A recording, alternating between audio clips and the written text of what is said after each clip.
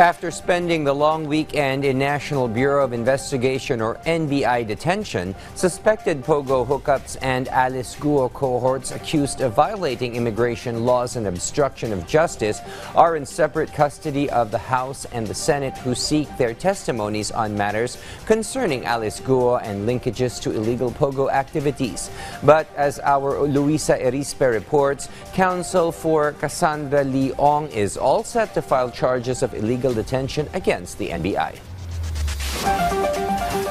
After spending the long weekend in NBI detention, Cassandra Ong, incorporator of Lucky South 99, and Sheila Guo, sister of former Bamban-Tarlac Mayor Alice Guo, were finally transferred to the custody of the House and Senate respectively. We will be turning over Cassandra to the House and Sheila to the Senate. But they have a request, communication duly approved by our sa DOJ na i-turn over na lang namin. Both of them went out of the NBI facility at around 12 noon. Guo headed to the Senate while Ong was transferred to the House of Representatives handcuffed. Both of them went through medical checkup and inventory. But for Ong, based on the NBI's document of transfer, she was already charged with obstruction of justice and violation of the immigration law. In a simple explanation, the NBI said this only means that despite the transfer, they will still remain in detention even after the Senate and House probes conclude, because they will be facing charges by the NBI later on. Sinabi namin sa kanila, wag nilang i-release, i-turn over uli sa amin pagkatapos na sila dahil merong pending case na ipinay lang NBI. Ang contempt charges 30 days lang eh.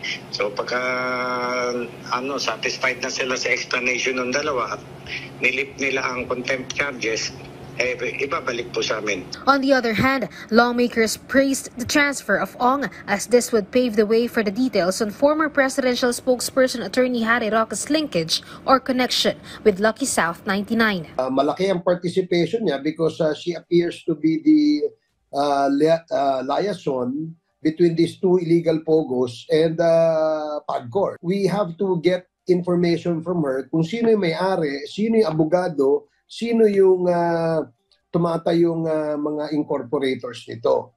Kasi obviously, maraming illegal na activities doon. Her presence in our next hearing will allow us to ascertain the nature of Attorney Harry Roque's ties with Lucky South 99.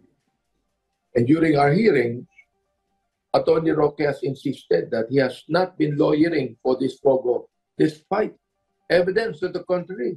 Samantalang palagay ko, being a lawyer, he knows that Cassandra Ong is not only the president of Whirlwind Company, which is a real estate company, but the president of Lucky South 99. But for Ong's camp, despite the transfer, they are still determined to file charges against government officials and the NBI for the alleged arbitrary detention of Ong over the 3-day-long weekend. We will file. Hindi pwede, these things cannot go unaddressed para hindi na ulitin. Hindi pwedeng ganito. We are a government of laws and not of men. We follow the force of law, not the law of force. But the NBI insists having gone through due process.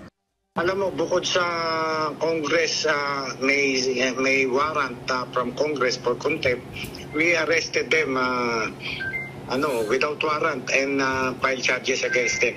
Walang political dito.